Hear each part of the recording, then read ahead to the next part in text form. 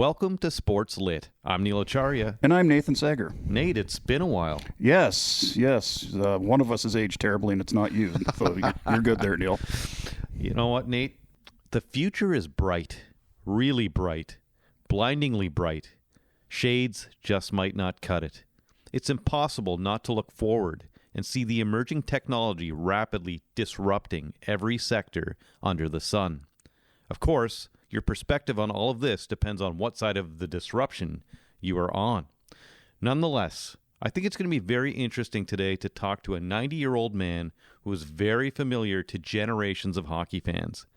Not because he's seen a thing or two, and he has, but because he cut his teeth at another time of great upheaval and change, like now. Brian McFarlane joined Hockey Night in Canada in 1965.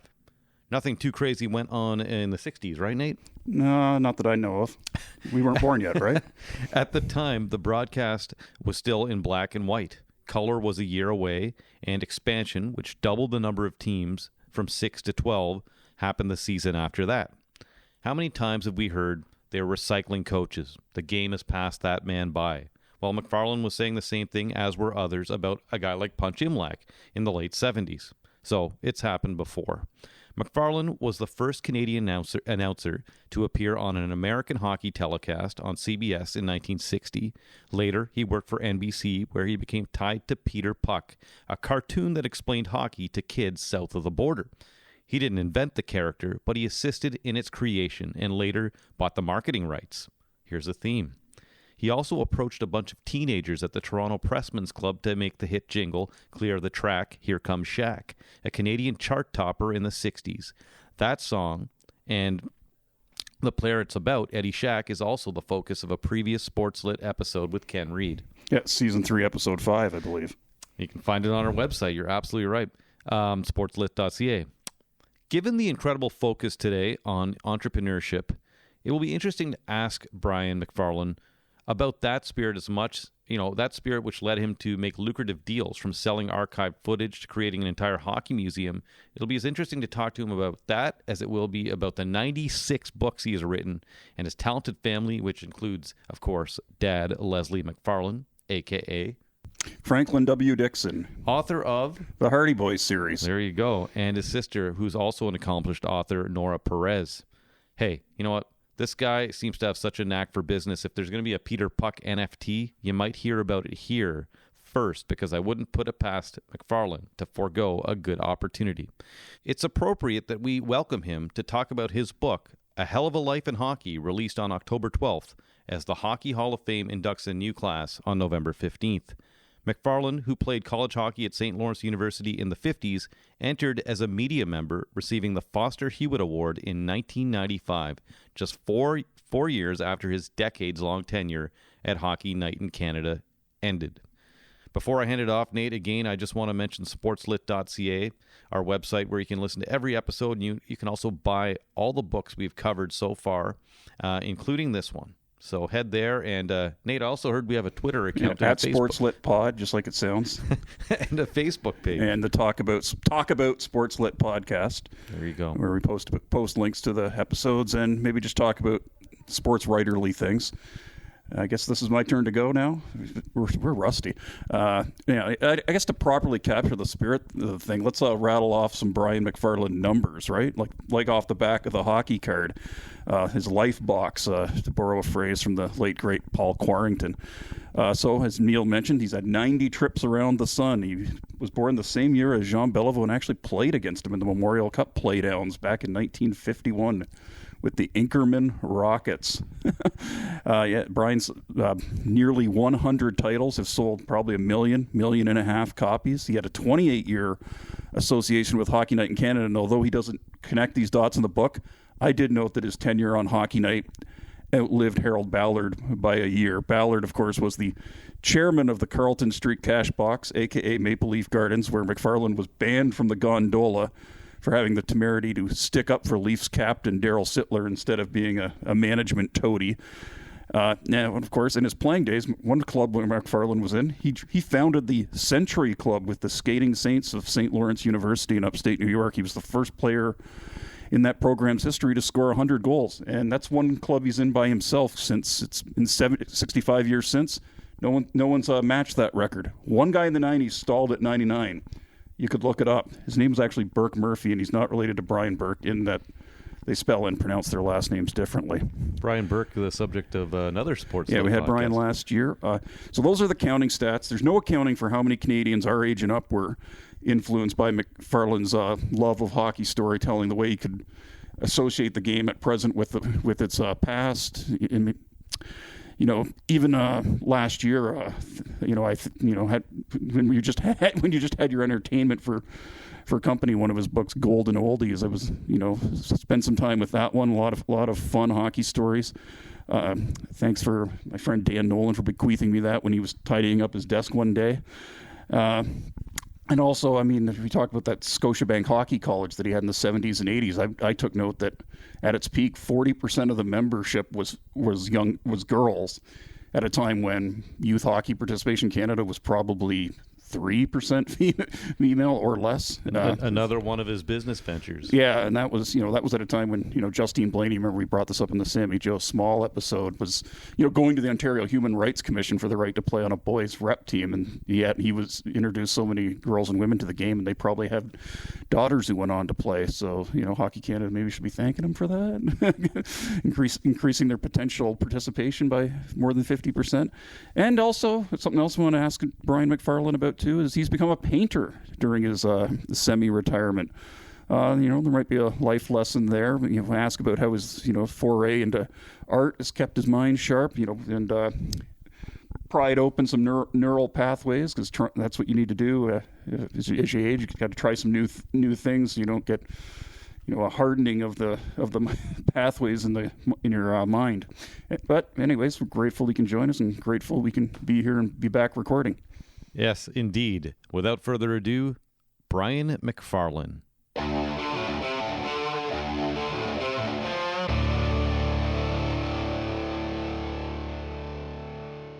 And we are back on SportsLit and very happy to have Mr. Brian McFarlane on the phone with us. Mr. McFarlane, where are you today? I'm in beautiful downtown Stouffville, Ontario. About 30 minutes north of the city of Toronto. So you're not in Florida, because there was a lot of Florida, and I think it's Naples was mentioned a lot in this book. Well, normally we get down to Naples every year for about 20 years, and we miss it, but with the pandemic and changing times and insurance costs and all the rest of it, we decided to sell our place down there and stay in Canada over the winter. And we don't have any problem with that at all. Although I do miss my old hockey buddies down there, because until I was 84, I was playing 3 times a week with the old timers up in Fort Myers, Florida. Donnie Orey, the former Boston Bruin, played with us, and Steve Jensen, who played with Minnesota, played with us, and a bunch of old crocs. I was the oldest at 84, and the rest are just old-timer hockey players. Good bunch of guys. You also played, that's one of the first parts of the book is when you talk about you're playing in that league there, in the beer league. You also had one of the owners of an OHL franchise that made the news a little while ago too, right? Oh yeah, he had a son playing, a teenage son down there in Florida, and he wanted him to be an NHL star. So he ended up giving him tutelage from one of the pro players with the Florida Everblades. And when he felt he was ready, he went up to Flint, Michigan, and paid a lot of money for a Junior A franchise. And he went up there and started to run the club, but he ran into all kinds of problems. He fired his coaching staff, and the players went out in kind of a mutiny, and his son was one of the players. He turned in his uniform with all the other guys, and the league went after the owner and forced him to make changes and fined him, I think, $250,000 or something. That was a great investment in trying to get your son into the NHL. It's never going to happen now because this was years ago, and I think the last I heard, the son was playing over in in Norway or Sweden or somewhere overseas.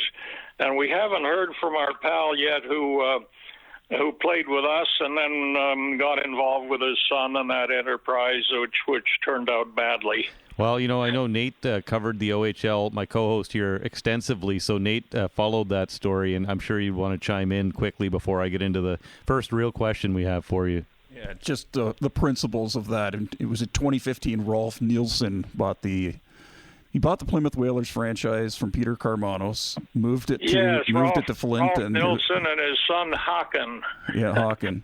Yeah. He in our old timers game one day, he showed up with a bunch of traffic cones and he put them around the ice and said, "Guys, we got to practice our fundamentals." These are guys 60 and 70 years old, and he wants them to go around the pylons, and we use some rather foul language telling him what he could do with those cones. I bet. Well, I want to ask you about Michael Holmes and who was he and how did he convince you to write this? I think that is your 96th or 97th book? Yeah, I've kind of lost count. And then when you write books and you update them, like my first book, 50 Years of Hockey, became 60 years and then 100 years. I don't know whether to count that as 3 editions or 3 books. And so I'll let some other guy with better information than I have to do the count. But I hear that we're getting close to the 100 mark. So who is Michael Holmes then? Michael Holmes is a big shot at ECW Publishing. They were my very first publishers, would you believe? Back in 1965, I did a book. I went to King Clancy, the Leaf vice president and charge of nonsense, and asked him if he'd like to do a book, and he said he didn't care much. He didn't care if he earned any money from a book. Nobody was going to read the book, and if I was foolish enough to think there was merit in it, then he would cooperate. So that's the way we started, and he was a delightful guest. His stories were humorous and interesting and historically significant, so all the tapes I did, I sent to the National Archives, and the book didn't sell that well, as he predicted, but I had a joy just taking 4 years out of his life and mine to do it, and here I am all these years later now doing another book with ECW for Michael Holmes. He's a fine guy, and he really knows publishing, so I'm happy to be with him. It did take him 2 or 3 years to get this book done, but that's okay. We've got lots of time left. Well, it's interesting. I don't like to throw myself and personal stories into every interview, but I tend to do that. And one of the first Leaf games I ever remember watching was a Saturday night after King Clancy had died, and it was just a brawl basically between the Red Wings and the Maple Leafs. I'm wondering if, in your extensive time with Hockey Night in Canada, if you remember if that game stands out to you. If I remember, what was the last part of your question? Well, if you remember, if that stands out to you, that game after King Clancy had passed and the Leafs played the Red Wings. What stood out for me was the funeral of Clancy and how I was in charge, or I was doing some work for Hockey Night in Canada alongside the color commentary, producing some of the intermission features, and that was one that really was effective, Clancy's funeral, and I believe it was on that game, and I know that Don Cherry called me right afterwards, and he said, that was a great piece of work. He said, you had me crying throughout. Well, the Clancy's funeral, I think, would have had everybody crying. And the big salute that Harold Ballard gave him when he got out of the limo, when the hearse was there and the limo, and the Monsignor who delivered the eulogy, everything fit together for that eulogy and that little documentary on King's demise. I was quite proud of that. Now, King was an Ottawa guy, and so are you. Growing up there, what was it maybe about living in a town that was part of the early NHL and then wasn't part of it for decades that maybe piqued your interest in hockey history when you were young, Brian? Okay, I'm having a little difficulty hearing you, but you you mentioned hockey and the history and Clancy. And Ottawa, as we're talking, I'm thinking of Clancy playing every position in an NHL playoff game, including goaltender. I mean, he was the defenseman. He played against Edmonton out in Vancouver in a Stanley Cup playoff. There were a lot of injuries on the Ottawa Senators, so he played all three forward positions, both defense positions. And in those days, when the goalie got a penalty, as his team did, he had to go sit in the penalty box. So he handed his stick to young Clancy and said, "Look, kid, you look after this place. I'll be right back." And so Clancy played goal for a couple of minutes. I don't think he had a shot against him, but later reports indicate, well, they took some liberties, I guess, with the story and said he stopped a couple of breakaways and he was really a good goalie. Well, he said, I didn't have anything to do. That's one story from Clancy. Yeah, and looking back, what does it mean that you broke in as a color commentator on Hockey Night in Canada without having that background as a former player? Because that was kind of unusual in that era. Yeah, I always felt sensitive about that because guys like Howie Meeker and Gary Dornhofer were always joining us as color commentators or analysts, and I felt a little sensitive that I'd never played pro and I might not be taken too seriously. But in those days, broadcasting was a little different. When I came along in '65, there were a lot of do's and don'ts, I recall. Don't talk about the fights. That was a very sensitive area. Don't get Mr. Ballard mad because he tends to get annoyed when people say anything negative about his hockey team. Well, it's hard to do an NHL game without being a little critical of. If you can't get the puck out of your own zone, you're going to be dismissed as an expert if you don't mention it. And I was constantly annoying Ballard with some of my comments, but we worked it out pretty well until the Sittler case came along many years later, and I defended Sittler in his dispute. The dispute was mainly with Punch Imlach, not Ballard, but when Sittler didn't show up for a game, he was going through some personal problems, and his doctor advised him to just take a break, so he did, and I defended him. And that was the end of my career pretty much with the Toronto Maple Leafs. After 17, 20 years, I was told I was no longer welcome and that I'd have to be going to Winnipeg to do the new Jets games. And then 4 years in Montreal with Montreal Canadiens. That wasn't too bad a deal. So somehow I survived for 25 years and then was told that was it, so I left. Mr. McFarlane, you worked extensively in Canada, obviously with Hockey Night in Canada and other networks, but you also worked in the U.S., and I wanted to know, what was the difference? I've heard you were very fond of working for the American productions. Is it because they pushed boundaries? What was the difference between Canada and the U.S. in TV production? Well, first I worked with CBS. I was the first Canadian, I guess, to work on U.S. networks and hockey.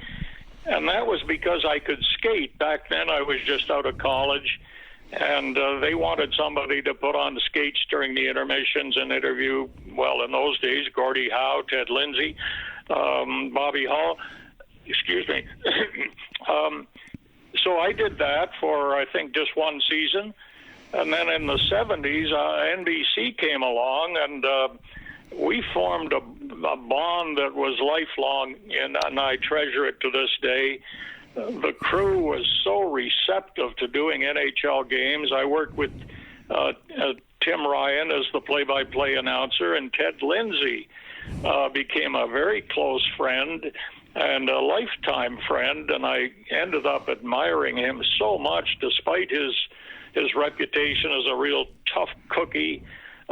He was a gentleman. Every weekend we would bring our skates and form an NBC team to play a team from the media in Philadelphia or Boston or wherever. We went to dinner together. We corresponded during the week. My boss, for example, said, if you ever need a place to go on a vacation, you can have my condo in South Carolina. There was a new car for us every year from Chrysler. None of these things ever happened with Hockey Night in Canada. And it wasn't a salary difference. It was just the reception we got and the respect we were honored. I found in my case with Hockey Night, I was always on my guard, being warned not to do this or not to do that. And it was just a little more difficult to work here. So there was quite a change. It was an attitude change more than anything. And we worked for an advertising company. You know, a lot of people think the CBC hired us. Well, McLaren Advertising owned the rights to hockey, and they would call us in and hire us and fire us and warn us and that sort of thing. So I felt I was pretty lucky to survive those years without getting fired more often. I kind of smile as I'm saying this.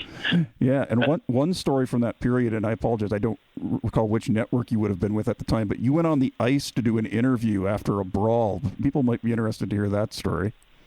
Oh, yeah, I was ready to, for the intermission, to interview one of the guys coming off the ice, and Barry Ashby of the Flyers took a shot to the face, and he never played another game. He went down, and there was blood, and the gates opened, and the stretcher is coming out, and I had a hand mic in my hand, so when the gates opened, I stepped out on the ice, and Brad Park looked me over, and he said, "You're not supposed to be out here." I said, "I know, Brad, but I'm not stopping now," and I went right out to Matt Pavlich. It's the only time this has ever happened in a Stanley Cup playoff game where the announcer goes right out on the ice and gets an interview. And I read in the paper the next day, McFarlane told us to stay off the ice. Well, nobody had even spoken to me, but I did run into Clarence Campbell, the league president, the following weekend in New York, and he walked by me, and I said, "Hello, Mr. Campbell." "Hello, Brian." He walked about 10 paces, and he said, "Oh, Brian." "Yes, sir." "Stay off the ice." "Yes, sir." And that was the only after response that I got from Mr. Campbell. Yeah, and one boundary you encountered in Canada that involved a story lead, your friend Carl Brewer and the NHL players' pension money, that became a major hockey story in the early 90s. Knowing how much you knew about it, how was that tough to revisit for this book, that sort of saga? Yes. Again, I have a hearing disability. It's not your fault, but I believe you're talking about the story that the best story I ever got never got to air, yes. Perhaps. Yes, exactly. Well, With Carl Brewer. Carl Brewer and I were good friends. We played old-timers hockey Sunday mornings, and he said, "Be at this hotel 7 o'clock tomorrow night, and you're going to get a story." Well, I showed up, but there was no other media guy in the room. And I had my tape recorder, and I said to Carl, "Can I tape this?" And he said, "Sure." Well, that was the night they went after the NHL for $40 million in past revenues that they felt were owed to the Players Association. And I had all this on tape. I had Carl talking, the lawyer talking, and I thought I had a really hot story for Saturday night. And they were paying us $1,000 a game to produce these Saturday night intermissions. So I thought I had the best one of the season. And I called my boss, and I told him what has happened, and I had it on tape. All we needed was to get Al Eagleson's voice on tape, denying everything or rebutting anything that we might say, or Carl had said. Well, he said, "Don't go to, I was supposed to go to Saskatchewan or something that weekend to do a junior hockey thing. And he said, "Don't go to Saskatchewan. We'll have a meeting about your story and let you know." So I sat back for 2 days. Ron McLean went to Saskatchewan and earned the $1,000 that I would have got for going there. And I phoned on a Thursday. It's getting close to Saturday. "What are you going to do, guys?" And they said, no, we've talked about it. The story's too hot to handle. We're not going to go with it. And they lost a good story, and I lost my best story of the year. because I thought it was pretty gutless. But then I thought in retrospect, no, they've got their jobs and families to think about. They don't want to get fired for using something that the league itself might find incendiary. So that was one thing. But in the book, I noticed the editor cut the last part of that story off. He didn't have me calling my boss. He didn't have me upset that I'd lost not the money so much, but the story. And I said, gee, I missed that when I was editing the book afterward. I said, I should have told him to put that few paragraphs back in, but that's publishing. Well, it's interesting, too, because you're really, that ties into the I guess, broadcasting and journalism seem to be hand in hand, but they're really not, right? We've seen that with what's going on with Rick Westhead right now, right? Did you feel that there was a reluctance to allow real journalism into a broadcast because of, oversight from whether it's the advertisers or the league? Yeah, I think so. I think there was sensitivity all the way around about not rocking the boat or not getting John Ziegler, the league president, angry about something that reflected badly on the league or half badly. Then you had the Leafs themselves with Ballard listening or having people listen for him and then tell him. And Punch Imlach was very sensitive. I always figured Dodo Imlach, his wife, was listening intently to everything we said on the air and would tell Punch when he got back from the game that night what was said or not said or what might have been critical of his moves on the ice and that sort of thing. So we had to tread a pretty thin line. And I think the same held true in Montreal with the Canadians. You had situations there that I think they had to be on their French and English telecasts a little sensitive to not getting too many of the top people upset with your conversations. Nate just mentioned Carl Brewer, and we talked about the story that was broken by, or attempted to be broken by you. I want to ask you specifically about Carl Brewer. You actually do mention, because everyone knows the story that Carl Brewer spent his last night, I believe, he was supposed to go up with you to your cottage or something like that. You mentioned in the book that he died in his sleep. Could you tell us about your friendship with Carl Brewer and what a unique person he was and player he was at that time? Yes, at that time he was the only NHL player I ever had in my kitchen, sitting around my kitchen table. For some reason, Carl and I bonded, and I guess I was flattered when he said I was doing a good job or something on hockey, and we got to be close. And then when we played together, for instance, he told me in the dressing room one summer at the rink we were using, I'm going to St. Louis tomorrow. I said, what? He said, yeah, I'm going to sign with the Blues. And he told me the whole story, and I said, gee, I don't even work for a radio station anymore. I have a great story here, but I sat on it because he didn't tell me not to or to, but I said, I wish I had a late sportscast this night on CFRB like I used to, and I'd have the best story of the day, but that was the kind of relationship we had, and that's why he invited me to the room that night. But then I wrote a book about something I can't remember, and I said, Carl, would you mind reading this over for me and giving me an opinion? And when I showed up at home one Friday afternoon getting ready to go to the country place we own, he was sitting at the table and with my wife and talking, and we got embroiled in a long conversation about death and life and how to live your life and his father dying young, and then it began to get late, and we were going to get stuck in traffic and all this. So he said, I better go. I'll leave your manuscript. It's good and that sort of thing. I said, no. This is such a great conversation. And we carried on till about 8 or 9 o'clock at night. We skipped our plans to go to the country. He went home, and at 7 a.m., his partner, Sue, called to say, Carl died in the night, Brian. He had sleep apnea, and he was wearing a device. We woke up at 3 o'clock and had some tea, and he said, I'm not going to put that device over my face again. So I let him sleep in, and when I got a little concerned, it was late morning, I went up and found him. He wasn't breathing. And I said, "Oh my God, what a weekend that turned out to be." What made him so unique as a person? I mean, it was separated him from so many hockey players at that time. To you, well, he could see through the nonsense.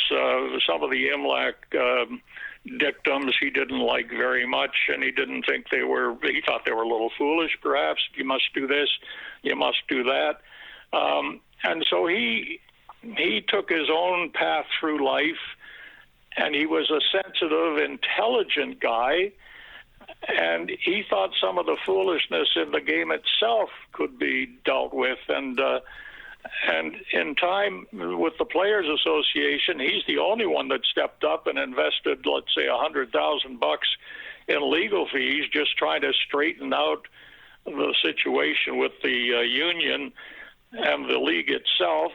And he was willing to do battle, and Sue, his partner, took down all the notes, and there was a lot of research went into that. And he talked with other people, and said, but some people called him foolish to even attack the league or think he could succeed. But he did succeed in the final analysis, and I was quite a fan of Carl Brewer. I admired him, but I know a lot of people found him rather difficult to deal with. I want to ask you going back to Hockey Night in Canada. I want to ask you. There's been a lot of upheaval at Hockey Night in Canada in recent years, and I want to ask you what can people take from your book regarding the volatility of what happens behind the scenes in this competitive industry and in this show. Well, I think it's probably changed so much now that there's no longer an advertising agency with bean counters calling the shots. They're pretty professional people coming along all the time. The young guys coming out of broadcast journalism courses and that sort of thing. We had some real hotshot young guys. Doug Beforth comes to mind, John Shannon, Rick Briggs-Jude. You could tell they were going to cut quite a career for themselves in the background with Hockey Night in Canada, and I'm sure a lot of them have matured there and done very well. I'm not familiar with any of them. I'm never invited back to a game or a broadcast studio anymore. It's been a kind of a real disassociation, which happens, and I'm not bitching about it, but it happens. I would tell people, I've always felt this way about broadcasting, and it started maybe with Ward Cornell when I lost out an audition to Ward Cornell early in my career. That didn't bother me as much as the fact that Ward Cornell, to my opinion, was not a hockey guy. And the hockey guy is a phrase I'm using in a new book I'm writing. Because if you're not a hockey guy, you shouldn't be on Hockey Night in Canada. I mean, if you don't have a passion for the game, now Ron McLean has that, Cherry has it, Dave Hodge had it, I had it. I'm not so sure Bill Hewitt had it, and I don't think Ward Cornell had it. And there are other people, Trombolopoulos, I'm not sure had it. I never got to meet him, or he wasn't around very long. But you just have to have a passion for the game. If you're a ball player and you don't have a passion for playing baseball, then I don't think you're going to make any of the major league teams, but you might. Right. So that's really what it comes down to with me. You've got to have a passion for what you do in life. Ward Cornell, of course, was the host of Hockey Night in Canada many years ago. So I guess there's always been a kind of an upheaval and a lot going on behind the scenes. There's a time now. I mean, one of the main things people talked about heading into the last few seasons is letting the hockey players kind of show themselves a little more, and they need to get rid of the dress code. And I thought, Brian McFarlane was around at a time when people went from buzz cuts to long hair and sideburns. So it seems part and parcel of the same thing. What was the reaction like when some of those hockey players started kind of kind of bucking the trend and adopting those styles that were around at the time. Did people get upset about it? Do you remember that? Oh, I don't remember too much about that. I think people can kind of accept what they see on TV, and the styles change and the people change. I don't study it like I used to, but Jennifer Botterill, for example, we tried a lady broadcaster, Helen Hutchison, way back in the 60s, and she was the first female broadcaster, but she had to get up at 4 a.m. to do a morning show on television, so she wouldn't be able to stay for the game and comment after the game. She did a little thing at the opening or an interview with one of the players and then disappeared. So she wasn't really bonding with the crew or being one of us. So that was short-lived. But I see girls like Cassie and Jennifer on there now, and there was another one that caught my eye the other night. I thought she was really good, but I didn't quite get her name. Oh, I know what I said to my wife. I said, the cameraman focuses on the guys, a close-up. But there's this lovely young woman saying sensible things off to the left, and she's in the distance. It's almost as though they said, well, let's ignore her and just go with the headshots of the guys that are talking. And I'm thinking, I'm not a producer-director, so it's none of my business. But I did think her family would be watching at home saying, oh, dear, we expected a better close-up of her, our daughter or cousin, whatever, than we got. And I'm so pleased that some of the girls are doing so well in broadcasting, because I've always supported females in hockey. I did a book, Proud Past, Bright Future, about the history of females in hockey, and I really enjoyed the research on that. Some of the girls told great stories. One of the goalies said, when I was playing goal, I had to wear a long skirt on the ice. So I put buckshot in the hem of my skirt, a lot of buckshot, so it would cling to the ice and the other girls couldn't put the puck by me. There were stories like that just come to mind now. So female hockey is big in my existence, and I support it fully. Yeah, when did you dig up that there was a female goaltender who wore a mask in a game before it was ever done in the NHL by Clint Benedict? Yes, her name was Graham, a Queen's University student who probably had lovely teeth and a straight nose, and she wanted to keep those that way. So she wore a fencing mask, and it may not have been the first mask worn by a goaltender in all of hockey, because since then I've researched, and I think there was a goalie in Winnipeg wore an iron mask back at the turn of the century. But she got credit in my book as being probably the first mask wearer in all of hockey.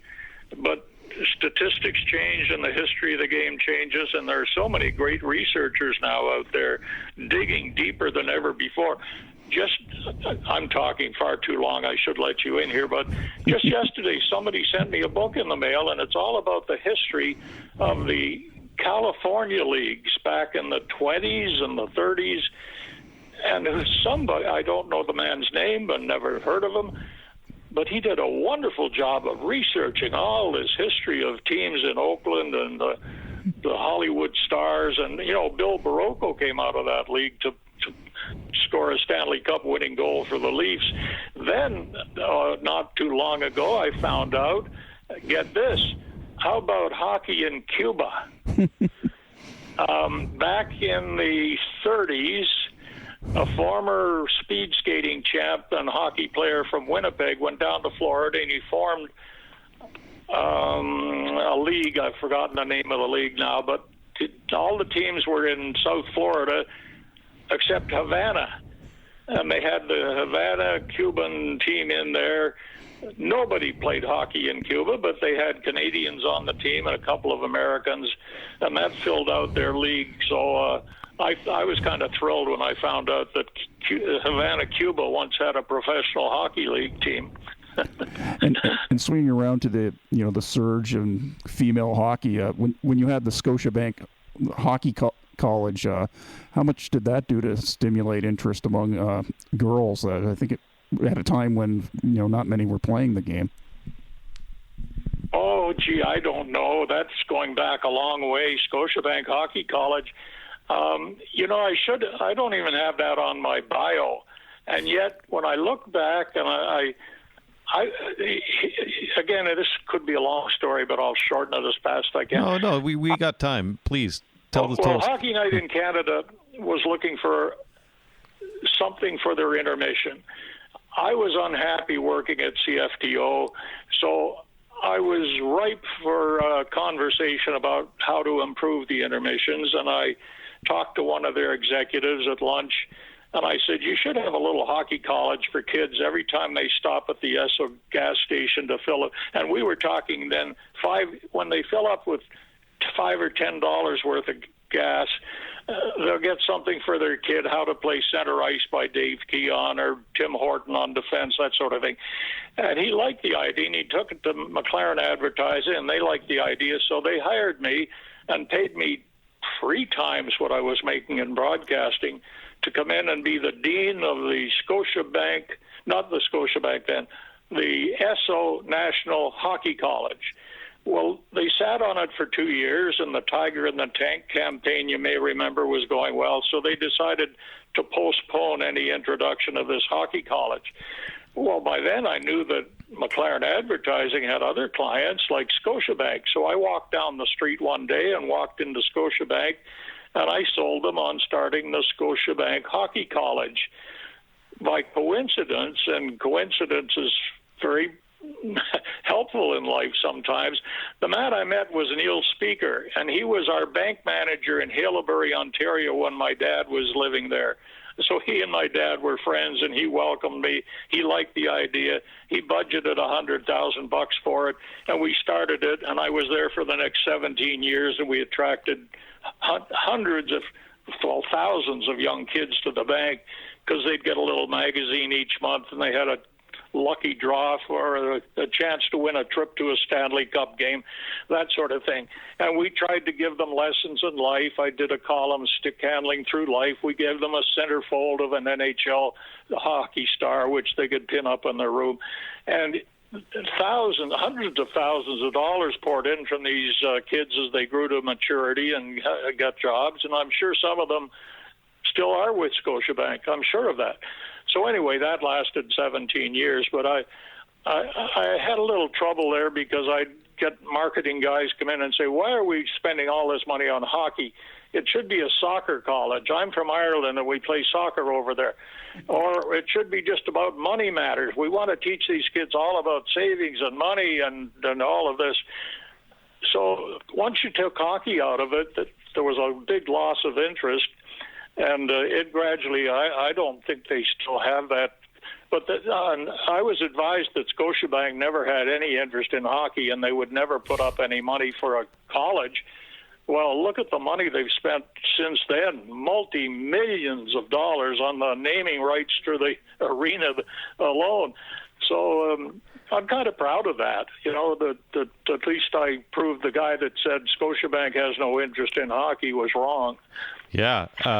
One of your many business ventures, which I'm going to ask you about shortly, I just want to switch gears back to broadcasting before we move on to that part of the interview. And I've always thought it would be good for any long-standing broadcast, whether it be Monday Night Football or Hockey Night in Canada, to have a broadcaster emeritus, like a distinguished professor who is now retired. Do you think that would be a good addition to some of these broadcasts, to have somebody that's been around as long as you have?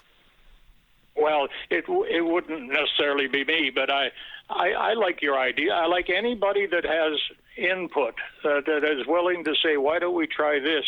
And why don't we try that? And Eddie Shack, when he came out with that Clear the Track, Here Comes Shack, I jumped on that and said, why don't we get a little song going? And I wrote the words to a song. I'm not a musician, but my brother-in-law was, and he wrote the music, and we recorded it. and we were going to have all the musicians on the ice wearing 23, and here clear the track. Here comes Shaq. He knocks them down. He gives them a whack. But my boss said, no, we don't want you making any royalties on our records. We'll play the song gently in the background, but you're not to take any credit, and we certainly don't want you making any money off this. So I said, I guess, something, well, what if one of the guys on NFL football came up with a song for the... They'd jump all over it and say, hey, look what Joe here has written this week, and they'd make a big thing of it. I said, here in Canada, we're not going to do that, and I should have known any better. And, of course, and then I had to stand for Shaq harassing me for the next 20 years saying, where's my money? I never got any royalties for the song. And I said, neither did I, Eddie. And I'd give him $1 bill at a banquet or something to prove that he did get paid $1. But he upset me to the point harassing me and calling for royalties that I told him face to face over in the airport. Vancouver airport what I thought of him and his actions, and that kept him quiet for a while. Then he mellowed, and we got to be buddies, sort of. He walked into my house one day without me even knowing it, and said, what are you doing in here? And he came down to my basement, and we had a good chat. But that's Shaq for you. He would do things like that. I miss him, frankly. He was a nemesis for a long time, but as I say, we mellowed. Speaking of, I guess, tying in broadcasting and business ventures, we spoke last season on our podcast with Paul Romanuk, who was a runner while you were working at Hockey Night in Canada. And I wanted to ask you, what made you bring him along to your meeting with Scholastic that has led to 30-plus years of hockey superstars, which was initially your pet project? I'm laughing because Paul was a young guy with ambition, and I'm a sucker for young guys with ambition. So I took a shine to him and to others, and I didn't have any clue that this would lead to something important in his life. I just said, if you want to come along. I took a young artist from Montreal for my Scotiabank thing, and he did caricatures of Fred Shiro and Dave Schultz and others, and I could pay him maybe $5 for the things, and he loved doing it. And I took him to a Stanley Cup game in Philadelphia once. He was about 12 years old, and I got in touch with him about 6 years ago, and he's in New York working for one of the big magazines, and he's a well-known artist, and he's done really well. Barry Blitt was his name. And the same with Paul Romanuk and others. It's just like if you see some potential in young people, why not help them get it out there and get it in front of people? I have a great grandson. He showed me his art book the other day, and it's family, so I'm prejudiced. But I said, Nathan, that is really good art, and I'm into art myself a lot now. So I'm hoping, or I'd like to see him emerge as an artist someday, but he will go his own way, whatever it is, and maybe he'll come back to art later like I did in life. But young people have lots to offer, and whether it's a young kid, 16-year-old, who's plowing through the OHA, or on his way to a college All-American season, you never know. It's nice to see them come along and do well, though. Yeah, now a lot of people have creativity, but it always takes something to unlock it. And when it came to your father, what kind of gifts did he have that, and how did the creatives in your family, like yourself and your sister, learn from his example? Well, you're talking about Leslie McFarlane, who was the original author of the Hardy Boys books. He used to tell me, don't tell your friends I'm writing that nonsense, because he didn't take any pride in it. But I said, Dad, later in life, I said, Dad, you got millions of kids hooked on reading through those Hardy Boys books, which you call garbage. They're not garbage. They got people started in reading, and they graduated to better stuff, sure. But I just found out a researcher in Welland, Ontario, sent me some stuff the other day. And there, my dad was working on the Welland paper back when he was 17 years old. and he was doing the cartoons for the front page. Now, I'm 90 years old, and I do not know that my dad was a cartoonist for anybody. I remember him doodling at the kitchen table with faces and this and that, so I knew he had some skill as an artist. But I could hardly believe this man when he said, "Oh yeah, this was on the front page of the Welland Gazette in 1927," and he sent me copies, and I sent them to my sister, and it's sort of a chapter in his life neither one of us knew about. And so he had a lot of skills. He was a very shy, quiet, short man. And you wouldn't expect all of this creativity coming out of his brain, but he went to the National Film Board and made movies and was one of them was nominated for an Oscar. He went to Hollywood late in life and wrote for Bonanza because Lorne Greene and he had worked here in film in the National Film Board. I'm very proud of him. He left a great legacy, but not as great as Dickens or some of those famous writers. But I've collected a lot of his stuff in the files at Maclean's, for example, and on the internet. You can find lots of stuff about Leslie McFarlane. So I'm trying to preserve a lot of that stuff for Nathan and the great-grandchildren that are probably going to be interested someday. Yes, small world, by the way. Lorne Greene was on the campus radio station once where Neil and I met. Now, your sister, Nora Perez, what should people know about her as a writer if they're not familiar? My sister Nora. Yeah. Yes, we're constantly in touch, almost 3 or 4 times a week. We're emailing her, phoning back and forth. I'm very proud of her too. She started at an early age, as my dad did, below the age of 10, to write things and put notes down. And she would write a little poem, and my dad would send it off, and she'd get $2 or $5 from some magazine. And then at age 15, she entered a international short story contest and won first prize, $500. And she was an Ottawa high school student then, and she graduated to writing novels, and she's just finished a memoir about the McFarlane family, When the Bow Breaks. It's really good.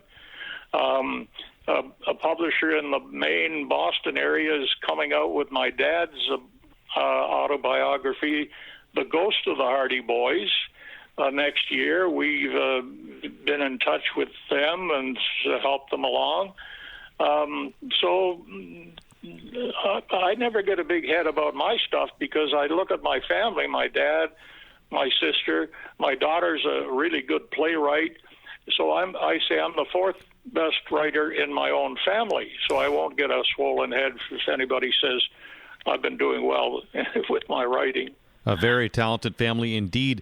Did the fact that your dad, that he didn't get royalties from the Hardy Boys have an impact on how you became an entrepreneur?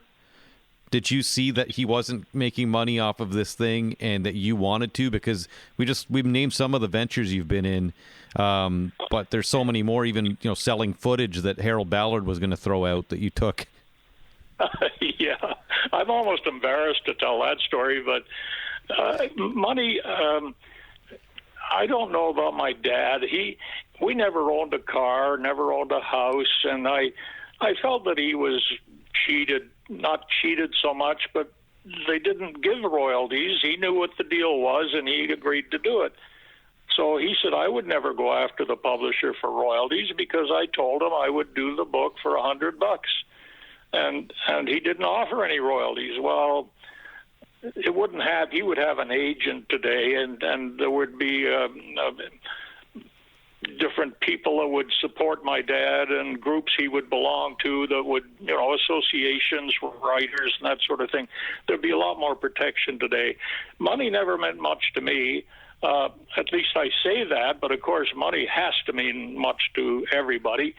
But I would just turn it over to my wife, and if it's a royalty check or an advance on a book, I would barely look at it. I'd know what the agreement was, and I'd say, you do what you want. You look after the finances, and she's done a marvelous job over the years, and I wouldn't be able to have a country place, I guess, if I didn't have her looking after things. So your wife is in the same vein as Colleen Howe, maybe. Oh, I know. Don't go there.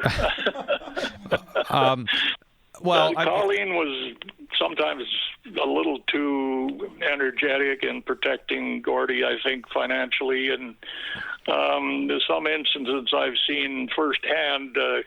I would not want Colleen looking after my interests in that way. But back to the entrepreneurial side, I mean, you obviously had an instinct. I mean, you're modest about it, and obviously your wife had a big impact in it. But somewhere along the line, I mean, we are currently in an age of what they call like the side hustle. Everybody's doing something on the side. I mean, was that the case when you were coming up? It would seem that you had a great job and you wouldn't need to have all these ventures, but you did. So that's what I'm trying to get to the roots of. Well, you know, if you think of a great job as 20 grand a year, you know, I used to think the truck drivers driving the 401 made more money than I did. So I said, well, if I have the freedom to start my own company and sell my services back to Hockey Night in Canada, which I did, and that's why I would produce these little intermission segments, Johnny Bauer, Halloween Night, the Clear the Track thing. Oh, there's so many. Oh, Going Up in the Clock. I see that on my computer from time to time.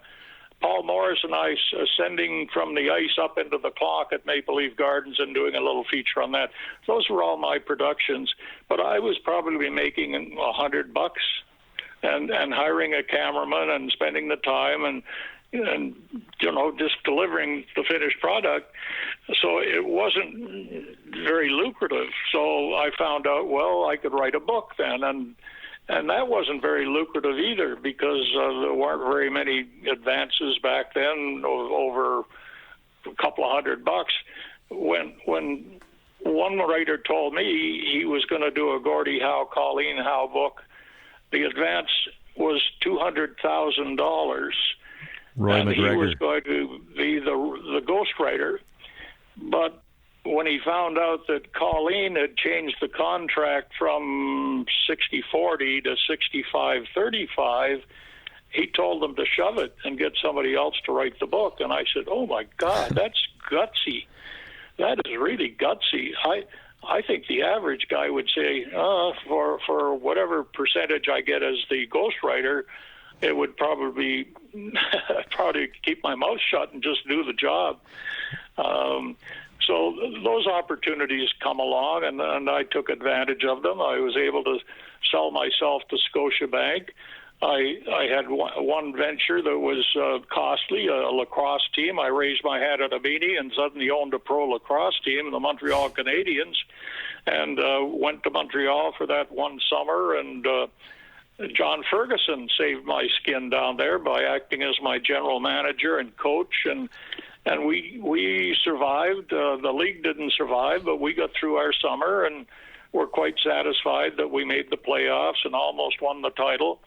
And it was an adventure in a pro sport that I wouldn't have had at any other time in my life. We would have been talking, instead of the $5,000 that we put aside to get our part started, it would have been $500,000 or $5 million by then. So it was an adventure. Yeah.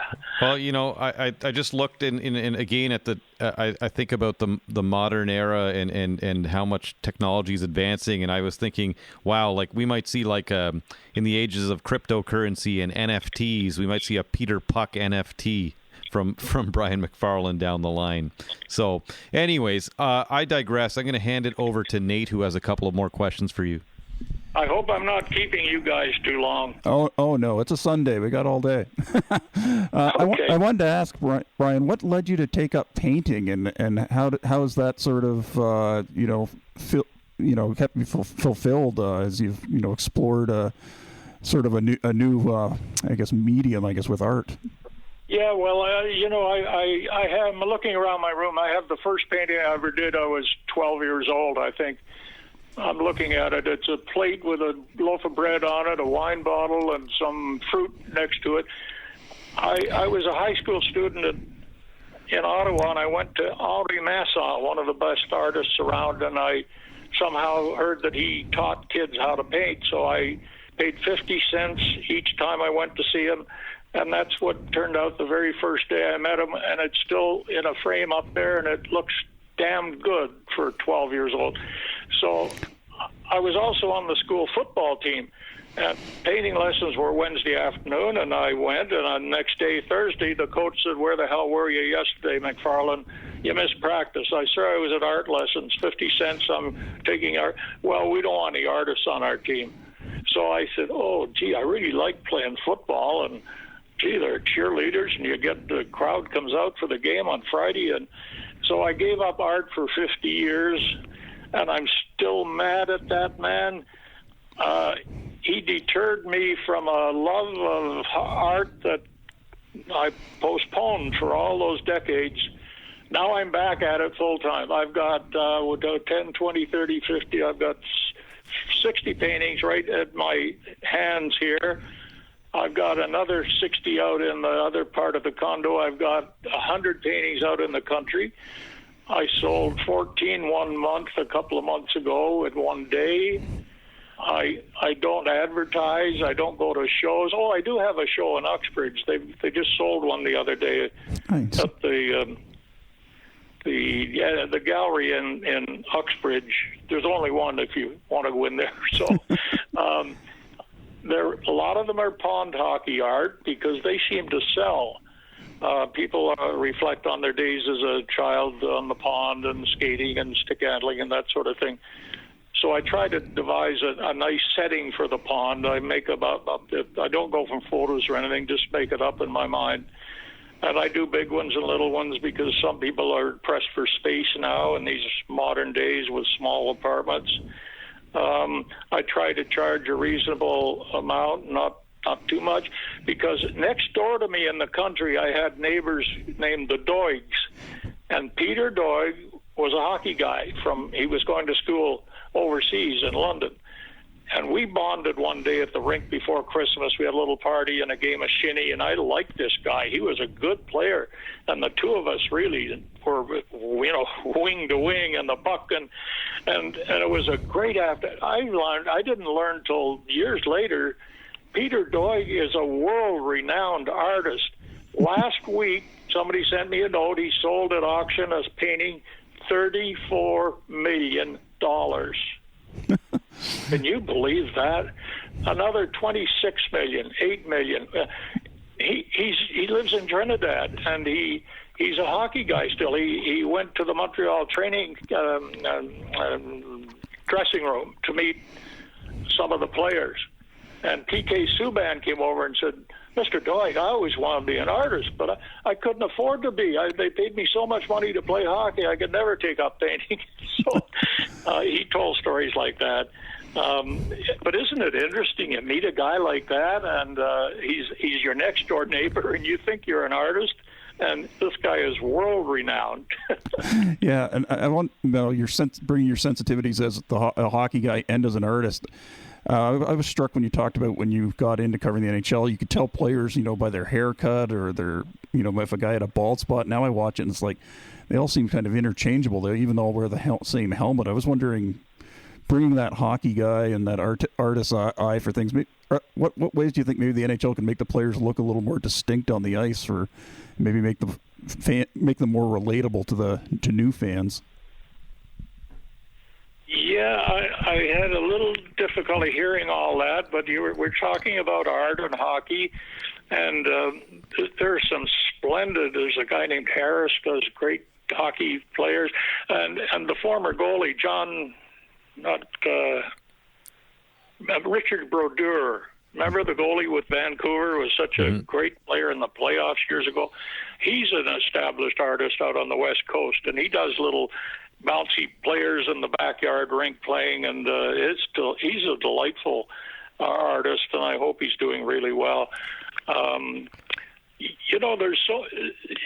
were talking about bringing skills and talent out, and so many of us say, well, I could never do that, but you give them a paintbrush give them a microphone. Some of them can be really good stand-up comics. Others can be really good artists or singers or whatever. And there are a lot of hidden talent, yeah. And most of us have something we do rather well. Well, my final question to you before I get you to graciously read a passage from your book is to ask you basically what I asked you at the beginning of the book. You had a reluctance to write this book. Michael Holmes convinced you to do it. Did you feel did it feel good to clear the air on your relations with Eddie Shack and Bobby Hull and your time at Hockey Night in Canada? Did it feel good to kind of finally address that from a first-person perspective?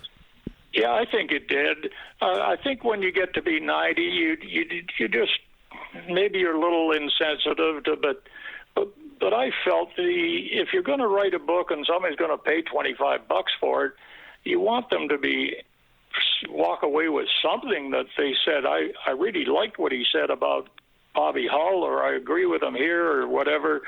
I either enjoyed the book, but I got something from it, Right. And so it's easy just to do these same old short stories about hockey, and yet I keep looking for something that I personally would be interested in, or I think my wife would enjoy reading, or my kids. And I was really sensitive about Bobby Hull because we're very good friends with Gary and Lois Hull, his brother and sister-in-law. And even Dennis Hull is a neighbor out in the country place nearby. But Bobby never shows up at family reunions. Bobby's had a checkered career. And really, I feel badly for really classy guys on the Chicago Blackhawks. If Bobby Hull is taking their role as an ambassador, I don't think that's fair. I think they should maybe just say, Bobby, it's time for you to retire. We've got 2 or 3 guys here we can fill. They've got more energy than you. They've got perhaps, they wouldn't tell him this, but a better reputation, and make the change. Mr. McFarlane, I want to thank you for your time today, speaking with myself and Nate here for SportsLit Podcast. I want to close out by allowing you to close out with a poem. This is called Give Me Old Time Hockey. Give me old-time hockey, the original 6. CCM tacks and wooden sticks. Give me $3 tickets for an NHL tilt in those old-time arenas, the best ever built. Parking on the street, a brisk walk to the rink, 10 cents for a hot dog, 10 cents for a drink. We knew all the players, from the subs to the aces. No helmets, no visors hiding their faces. There's Johnny Bauer stopping pucks with his chin. He just stopped the Rocket from putting one in. The Rocket and Gordy were the best of the lot, and Belleville the classiest. At least that's what I thought. Bring back Dave Keon, Tim Horton, and Bond. They were my heroes. Where have they gone? Boom Boom and Shacky in the Golden Jet, providing thrills one can never forget. Bring back the Hewitts, Danny Gallivan too, hockey night legends we all listen to. Bring back games of shinny played on pond and street, hurly-burly action, frozes, noses, and feet. Hand-me-down skates, sticks worn thin at the blade, pucks lost in snowbanks, memories that never fade. Wind stinging our eyes, frost-frozen faces, fingers so numb you can't tie your laces. Endless games of shinny, played at 30 below. Shovels at rinkside to scrape off the snow. Tattered old sweaters, toques on our heads. Picking sides, you're blue, we're reds. Dozens of kids on similar rinks all over town, yelping and laughing and having fun, whooping it up until the sun goes down. That's where it all began for me, my love for the game. Stump and Tom immortalized it as the best game you can name. It's a lovely game of speed and skill and the crunch of body contact. And while I long for old-time hockey, I know it won't come back. So raise your glasses in a toast as we gather here together to the joy of old-time hockey. It's gone forever. Thank you, Mr. McFarlane. Thank you for reading There, that. I've got you back now. Yep, that was great. Thank you for taking the time to read that and speak with us today about your book, which came out last month. And I know me and Nate enjoyed reading it, and we enjoyed it even more that you took the time to talk to us today. Well, thank you for giving me that time. I tend to be a lot wordier than I should be, and I appreciate you being good listeners. And I wish you both the best of luck. Absolutely. You know what? That's the great part about a podcast. You know, you don't have to go to commercial. Yes, all the best to you from myself, and Nate's just going to say bye to you. Yeah, best of luck with everything there, Brian. Sounds like you're keeping busy. Yeah. Okay. All right. Thanks, guys. Thanks. We'll talk again soon, I hope. Yes, for sure. Absolutely. Bye-bye. Bye-bye.